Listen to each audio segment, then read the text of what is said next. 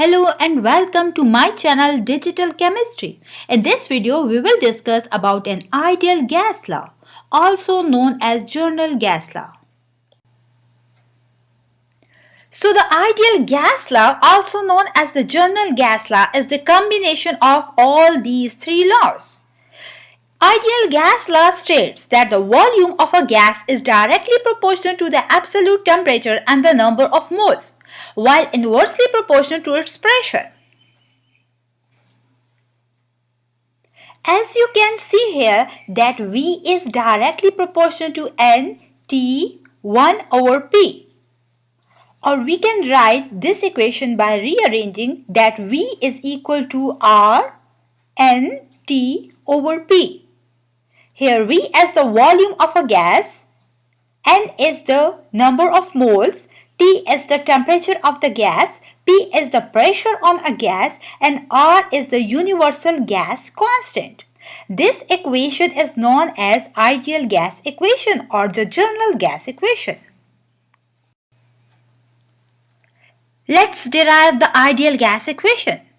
So according to the Boyle's law, we know that the volume of a gas is inversely proportional to 1 over P. The Charles law says that the volume of a gas is directly proportional to temperature T, and the Avogadro's law states that the volume of a gas is directly proportional to the amount of a gas. So the combining all these three equations, we get V is directly proportional to nT over P.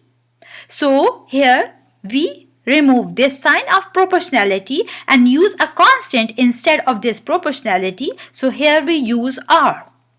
R is a universal gas constant, and now we can write this equation as V is equal to R nT over P. Here V is the volume of a gas, R is the universal gas constant, N is the amount of a gas, T is the temperature, and the P is the pressure of a gas. So by rearranging this equation, we can write the ideal gas equation as PV is equal to nRT. Universal gas constant R. This R used in the general or the ideal gas equation.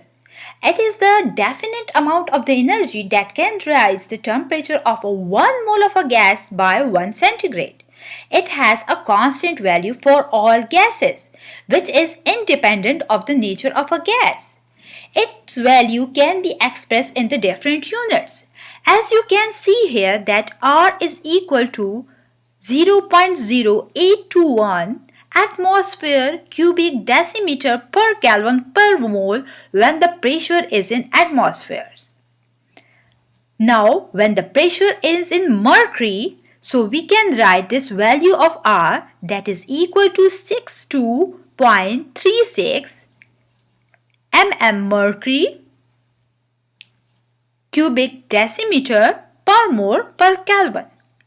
So when the pressure is in torr, we can write this value of the R that is equal to 62.36 torr cubic decimeter per Kelvin per mole.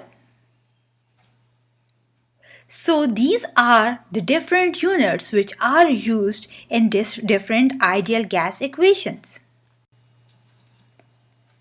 Hope that you will like this video, so please don't forget to like and subscribe my channel Digital Chemistry.